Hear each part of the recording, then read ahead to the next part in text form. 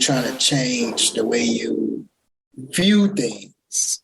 But being mental health, is it more of changing your perspective, how you view things, or overall trying to strengthen your mindset in different capacities for you to grow? Therapy it has a big scope, right? Because it's put in mental health. There are various things that affect our mental health. Not everything is going to be resolved within a few sessions. You have some people come to therapy for a certain amount of time. You have some people come to therapy, they are lifers, meaning that even though I'm coming for this, but I know that some of the struggles I have are a little bit more embedded than 8 to 12 sessions. I'm going to come weekly. So you have those that, and for some, therapy is like a tune-up. Like you take a car to get maintenance. Therapy is their maintenance for them, and they come weekly to get that maintenance. Not necessarily saying that they're struggling with something, but it could be something that I just need that maintenance. I just need to be able to sit down and talk to my therapist and just kind of discuss some things, process some things. But I'm really not going through anything, but I just need to just kind of just talk to you, just process some things, so work on some things, work through some things. I just need that maintenance. So it all determines why you're needing or seeking therapy. And the therapist that you choose meets you where you are. And you two work together to help you work through whatever the issues that have brought you to therapy, where it be you thinking of something, you feeling something, trauma, grief, transition, if you're questioning your sexuality, whatever it is that has brought you to therapy, you and your therapist get together and do that. So it's a big scope, but it can be worked out in so many different ways, because individuals can come to therapy with just trauma, but their trauma so embedded that it's certain skills and techniques as a therapist will have to be able to properly help this person go through the trauma, because the trauma is so deep that just working on a certain modality is not going to necessarily help. Well, I think people think that you need thousands or hundreds of thousands of dollars to see a therapist. Like, how does that process work for a person who doesn't have the means, or they think they don't have the means? Can they see a therapist? Like, can anybody see a therapist? Is it run through insurance? Do you have to pay out of your pocket? Like, how does that work? Okay, so it's various ways for you to go to therapy. Me per se, my practice, I'm self-pay.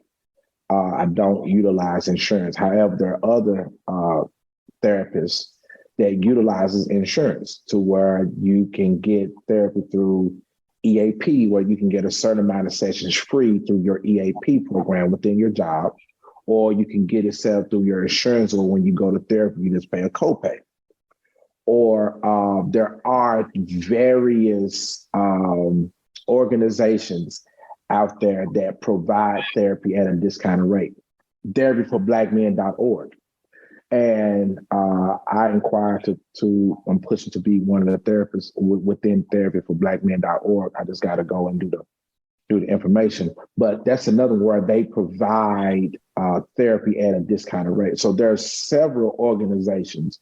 There are several ways where a person, if they are financially strapped, can go and still receive quality therapy, not at the original price. Some therapists also offer a sliding scale.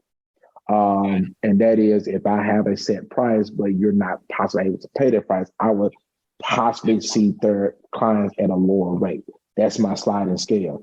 But for the most part, there's ways.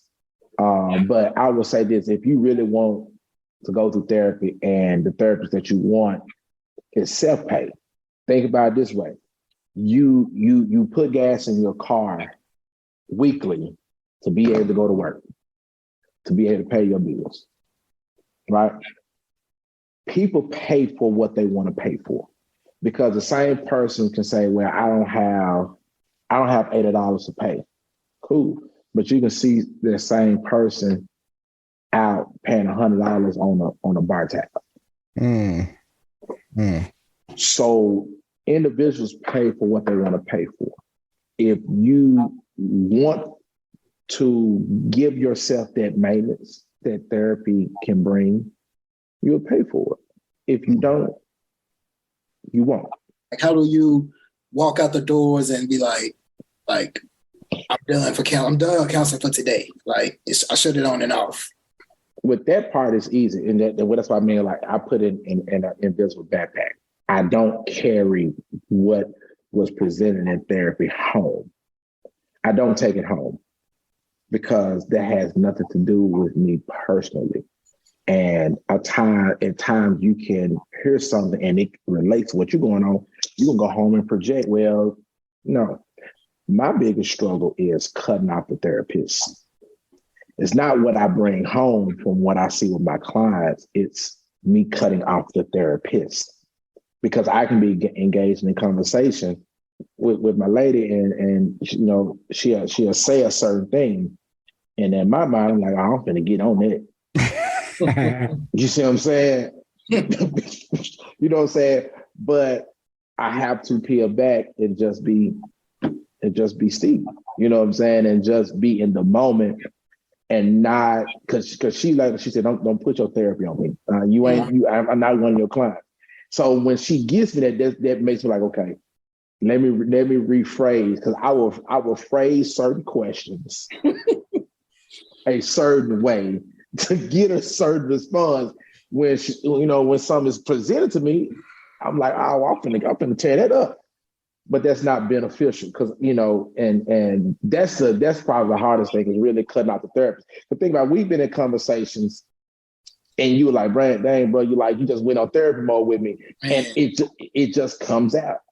You're always providing a therapeutic approach. I mean, it's going to come out. and that's the hardest thing of wanting to cut it off. But part of me is like, I enjoy it so much, it just comes out.